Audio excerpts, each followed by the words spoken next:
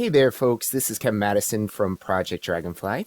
I hope you enjoy this podcast about Dragonfly community members doing inspiring work. If you have ideas for a guest or want to be more involved in this podcast, please feel free to directly email me. Thanks again for listening and enjoy the episode. Hey, Dragonflies. This week I spoke with Susan Dorsey. Susan is a GFP graduate, and she currently is an artist, scientist, and educator who works with the National Park Foundation and the National Park Service. She supports communication and collaboration across those two institutions. And Susan also is a National Geographic Explorer, a Grosvenor Teacher Fellow. She also received the 2017 Maryland Museum Art Educator of the Year Award. So she has a lot to share, and I really hope you enjoy this episode. All right, Susan, thanks for joining the podcast. Thanks for having me. Excited to be here. Yeah, so let's just jump right in, and maybe you can give folks an overview of who you are, and then we can backtrack also to the Project Dragonfly, your courses you took there and how that's affected your life. Sure. Yeah. So Susan Dorsey, she, her pronouns. I live and work in Baltimore, Maryland. I'm currently a consultant and liaison with the National Park Foundation and the National Park Service. It's what I do during the full-time hours, and then part-time, I'm also a National Geographic Explorer and get to work on a lot of fun education initiatives through granting opportunities with the National Geographic Foundation, so or society. So yeah, that's a little bit about me. Yeah, that's awesome. I think a lot of our listeners would be like, perk up, at least I do, with the National Geographic Explorer. I mean, what does that title entail? Is that like, is it an honor? Is it a position? How does it work? Yeah, great question. So usually people who apply and submit for their competitive grant process and then receive grants are then given the title National Geographic Explorer. And so they have different levels of granting through the society. So this was my first time kind of applying for a grant from the society. So I was a level 1 grantee. So got a $20,000 grant, or up to $20,000 to work on an international education initiative to co-create artworks and lessons with teachers and students in the US and Chile, based on their natural surroundings and using the creative process to really dive into ancestral and local knowledge. And the projects from their explorers expand so many topics, so many geographic areas. So it's also a really cool opportunity to connect to like a global network of people doing incredible work across disciplines. So yeah, exciting. Do you have some friends that are other explorers, or people that, like, how do you stay connected? Do you travel to a central location, or is it just Zoom? Like, how does that work? Yeah, well, they have kind of communication hubs that you get connected to. So they also have explorer hubs and leaders at different explorer hubs across the world, and occasionally they'll coordinate like get-togethers through people who are local to that kind of geographic region, or people who can travel in that are not too far away from that geographic region. And then they have their annual Explorers Festival, which is they do in person, and they also have it virtually. But in person is a great way to connect, and they bring in their explorers from all across the world. I went last year for the first time, and it was just a really cool experience to get inspired and to meet people doing amazing things all over. And then there's also opportunities virtually to connect either through social media or their internal communications platforms. Yeah, so lots of ways. Sounds fun. And I know, so you're working with the National Park Foundation and the National Park System, right? Yep, And then National Geographic. Yep. hands in a lot of different things. And I know you mentioned doing work with Chile, right? People, Mhm. and then you've also done all this work with Madagascar, folks in Mhm. Madagascar too, and Mhm. Baltimore. So I mean, I guess like how are you doing all these things? It Yeah, seems like so much. that is a really great question. I will say that work-life balance has been a challenge over the past few years. I think one of the things that keeps me engaged is that a lot of this work has been super inspiring, and I get to work with just amazing people and build these like really great relationships. So I think being able to do work that I have like interest in certainly keeps me up late at night, like working on these projects and inspired and energized. But also at a point in my life where recognizing the need for more of a balance and more of a need to find some rest. So just yeah, navigating boundaries and limitations of getting older, I think is the next stage of this journey. Yeah. Gotcha. Yeah, that's an important lesson. It's fun. It's great when you find a job and career you're passionate about, but there's a Mhm. double-edged sword there, which is like, Right. oh no, now I'm working on weekends and in nights, and Yeah, burnout can creep up on you, right? Because you're being, in exactly. some ways, you're being fed by it, but then at a certain point, Mhm. it's like, oh my goodness, this is draining me. I really need to give myself some time. So. Okay, so let's jump to Dragonfly. So you were in the global field program. Where did you travel? What was that experience like for you? Yeah, it was an awesome experience, and I'm so thankful to everyone at Dragonfly and the Global Fields program just for the opportunities I got to participate in. And that was, I went to Baja, Mexico, which was made all these experiences were amazing and amazing educators and field partners. And Belize, and then also Borneo in my final year. Um, so yeah, it was all very different and incredible experiences.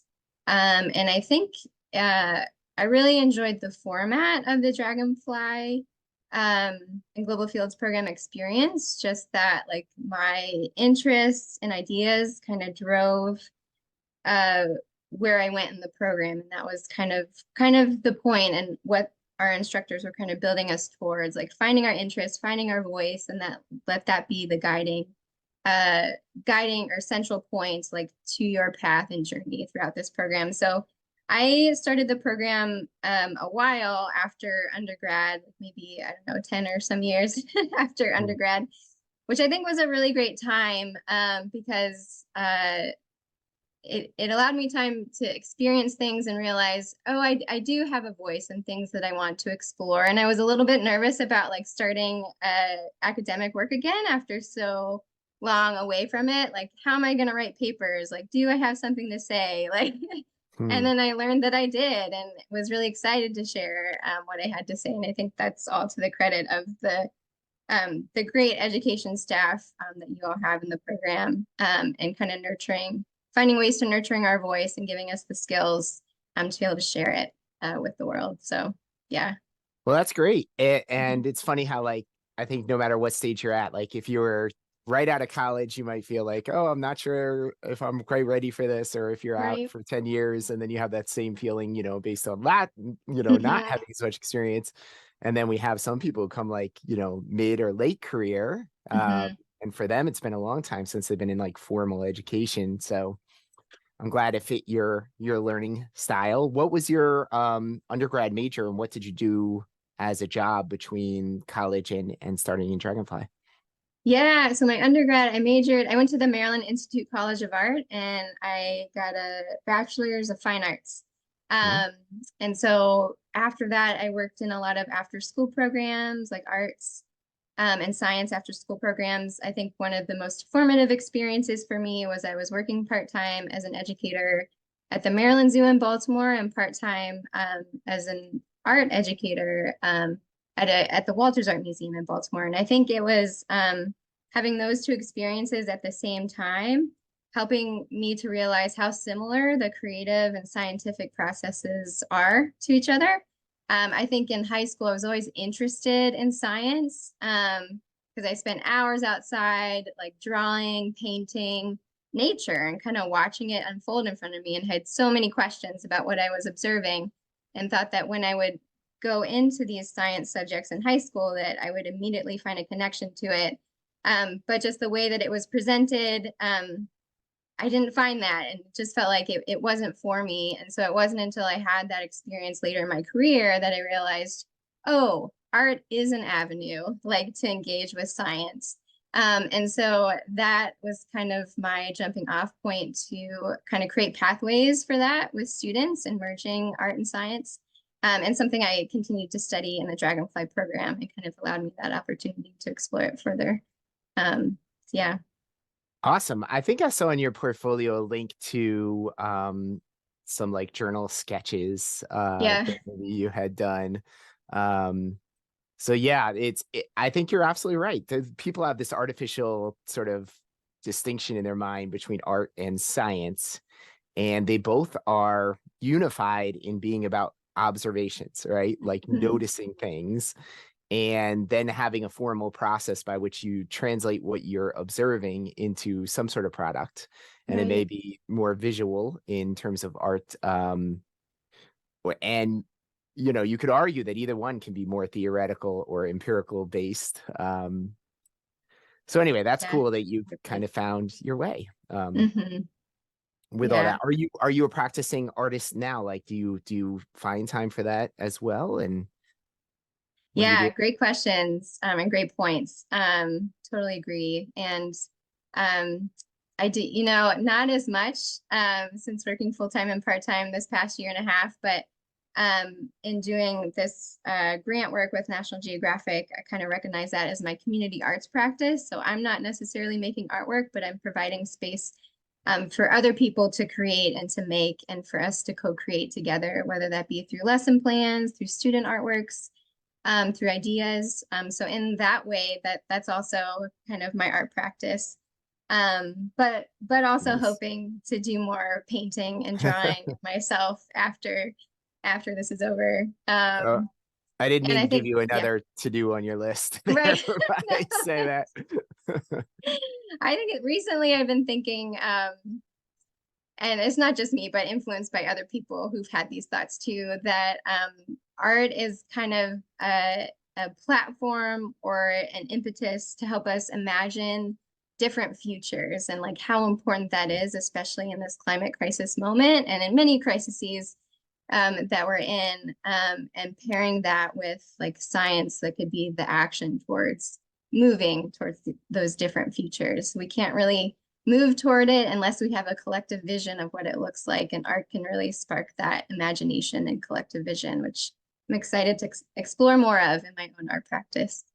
Nice. Yeah. And I like how, you know, sometimes it's just being a part of that community, like you're saying, like helping others do the art, but then being able to go to the exhibitions and to reconnect with that community that can also be, you know, very good for, I think, balancing our lives. I know when I get a little too heavy in science and stats and all these things that I do love, every now and then it's like, let me just go and see some art and be inspired, and have it speak to a different part of my brain. And right.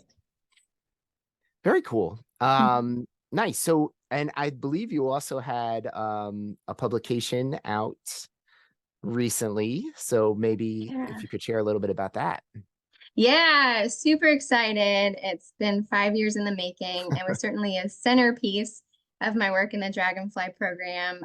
So lots of thanks to you, Kevin, and to all of the professors, you know, Katie Fallon, Debbie, so many had their hands in this as I was developing this idea. But this was developed in co-authored with my good friends and collaborators, Dr. Tsuri Adenaval, her partner Aina, and we also have another collaborator in Finland who's also named Aina. And it was really, it came out of the work of Explore Home Madagascar, which is a project that was funded by National Geographic and led by Tsuri in Madagascar. And it was an immersive science camp for high school students in different remote parts of Madagascar that brought together students with scientists in the field to work on different projects related to paleontology, so many other things that I can't think of off the top of my head, Well, but I it's think all in the article. yeah, that's, and I think Siori a paleontologist She's or a one of your collaborators? paleontologist. Yeah. Mhm. Okay. Yeah. Mhm. In Madagascar. And so, okay, so these are students in rural areas, like you said, that were Mhm. engaging with this program. And I believe, you and I had talked about, and you went through the IRB process with Miami and doing some survey assessments of I think essentially the impacts of this program. Is that accurate? Right. Yeah. So we were very curious to understand what students were learning throughout the program and if this impacted um, kind of their future aspirations to enter a STEM field. There was also an art making component through a video creation of Yep. a scientific topic that they found of interest. So we wanted to see how that creative engagement impacted their interest in the field along with scientists as well. So yeah, so um, it was a great process, and honestly, before doing the Dragonfly program, never thought that being a published author was something for me or something that I could do. But certainly, it was the skills and expertise and experience I gained through the program that provided this opportunity. It wouldn't have happened without it. So yeah. That's great. That's great. And what journal is it published in? Do you? It's the Journal of Research in STEM Education. Yeah. Okay. Mhm. Um, and do you happen to know the title if people want to look it up? Obviously, I guess they could Google that and Susan Dorsey, but Yeah, no, maybe it's a easier really way to great find question. Let me look it up. I should know the title off the top of my head, but as you said, juggling lots of things. And okay, here it is. Yeah. Sciencing Out an Informal STEM Education Program in Madagascar, a case study. That is our title. Awesome. Mhm. Sciencing out. Okay. Um, excellent. So that's great if people want to take a look at it and find it and at least get the abstract in the title. But congratulations on that. I know those processes. I mean, it's like, a publication, it can take, I mean, 5 years actually. I've had some that take longer, right? It's something you don't realize how hard it is. And I think it does make you appreciate, or it's always made me appreciate more like articles when I see them published. And I think Right. about all the effort that went in, even if it's not perfect. So that's great. Have you gotten any response from it? I think it was just published though, right? Like not too long Yeah. ago. Yeah, not too long ago. It was just published. We shared it with National Geographic, and so they've also promoted it on their internal Explorer newsletters and Hmm. networks. So, yeah, just in the process of sharing it right now. Hmm. And yeah, excited to have it out there in the world. Well, I think it's a good example of how to assess these kind of questions that are often in Dragonfly, like what impact do these programs have, right? Mhm. Like not just like did they learn, Right. some ecological concepts or environmental, understanding of whatever, but like did this actually, transform them in some deeper ways? Hmm. And of course, intuitively, we know that usually is the case, but I think quantitatively showing it is a challenge. Hmm. Nice. So what kind of things are you excited for like into the future, and where do you see yourself like going? Are there things that you're like, what, this is an area I really want to focus more on. I want to get more published, or you want to Hmm. get more involved with different locations like Chile, Madagascar, or Hmm. perhaps other areas? Yeah, those are really great questions. And yeah, I think in the future, I'm looking forward to staying connected with the communities I've developed deep relationships with, like with Sori, with Ina, and also with my collaborator. And she lives in Argentina now, but is from Chile. I've been working with her on this current project with National Geographic, Andrea Avendaño. So just staying connected with these global partners, watching them continue to watch them flourish and do the work they do. Um, I think for me, publishing more about the current project that we're doing, And then just finding time to rest, enjoy being outside, reconnect with nature, make artwork. That's definitely what I'm looking forward to doing. Yeah. Just all those things, right? Yeah. And it's okay sometimes. Like, I think, when you're passionate about the world, and like we said, with your career, it's easy to just feel overwhelmed. But the reality is, like, you are doing those things. These things are already happening. You're a Nat Geo explorer. You've got this grant. You've got this pub. You've got these collaborators.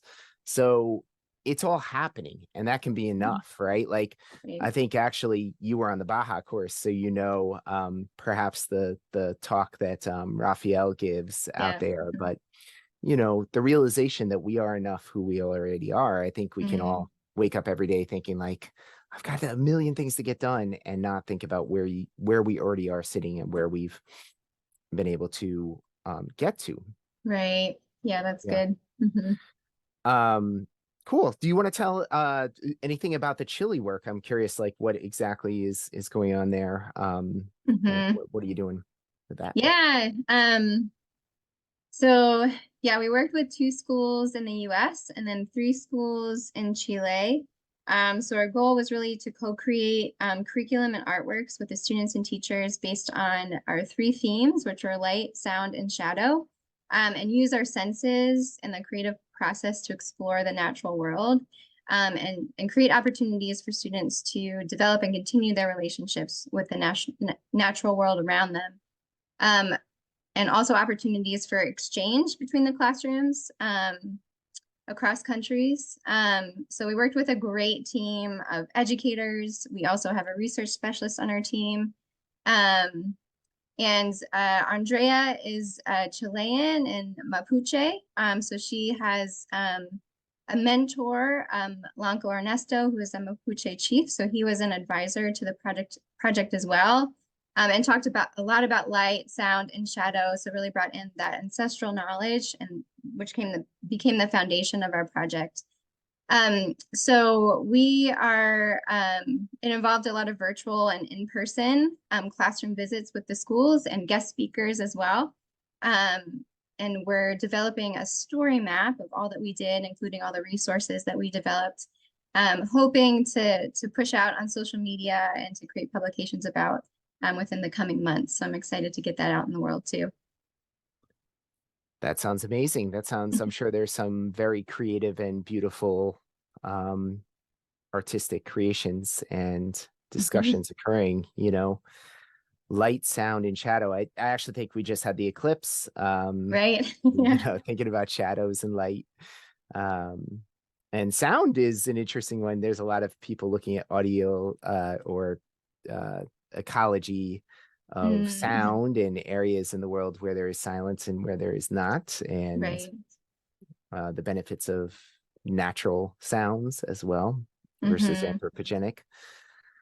Um, so yeah, I'm sure that's going to be really cool. Maybe when you have them, if you're willing to share, Yeah. I would love to see, and we could post to our social media and such Oh, I'd as love well. to. Yeah. Happy to share. Nice. So, as we kind of wrap up here, I mean, is there anything else you want to add, or any, perhaps any memories from the program or the courses, or anything that stands out that you want to mention? Yeah. I think there's just so many special memories from the coursework to look back on. Especially I think the in-person moments with all of the different students that I had the pleasure of spending that time with peers and facilitators. Um, there's some that we still keep in touch with on Facebook and other social media avenues. So I think just really creates these opportunities to connect and really develop deep relationships throughout your career, and checking in on what people are doing and how they're doing, because everyone just does super inspiring work post and even in the Dragonfly program. So just want to express my gratitude for all that you do and for the opportunity to grow and learn and participate in that. So thank you. Well, thank you so much. You're a shining star, an example of all that's possible. So, thanks so much for sharing your journey, and Yeah, thanks for being a part of it, and thanks for listening, folks. Hi there, folks. Just one more thing before you head on out. If you have a moment, as I mentioned at the beginning, I would love to hear in what ways you are finding this podcast useful, how you listen, what you would like to hear more of, less of, etc. Please feel free to send me any and all feedback, any ideas for guests, etc. to Kevin Madison at my email, which is mattiskc@miamioh.edu. That's spelled MATTESKC @miamioh.edu. Thanks again for listening, and have a great day.